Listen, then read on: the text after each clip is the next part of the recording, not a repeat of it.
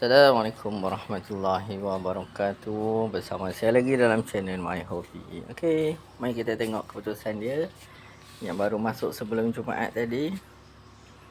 Nampak tu, menegak naik. Tu baru trik macam ni. Ataupun nanti dia akan jadi macam ni.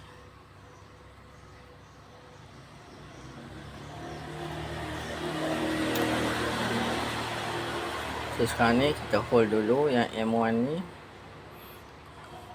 M1 dia, kita tengok M1 dia macam mana. M1 dia, okey, M1 dia ni dah mula menunjukkan akan bertukar kepada buy lah. Di mana dia punya signal dah mula bersilang dan price pun dah mula naik di atas, dan dia akan terus naik. Signal pun akan terus jadi macam tu.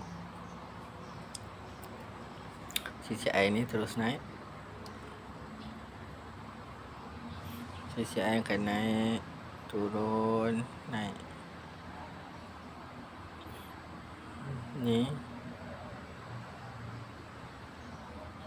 naik.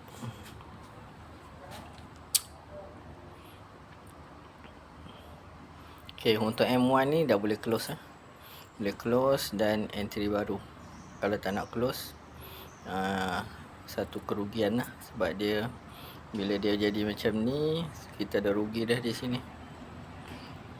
Sepatutnya dia naik sampai sini kita close, dia turun sini kita sell, dan naik semula kita buy. Jadi 3 kali entry di sini. 1, 2, 3. Kalau hold, rugilah. Dia naik, turun, naik, turun. Jadi di sini kita rugi, di sini kita rugi. Sebab dia floating ni, dia apa, bila dia turun semula sikit-sikit ni, jadi rugi di sini. Sepatutnya sini sampai sini kita close, masuk sell. Kemudian kita close, masuk buy.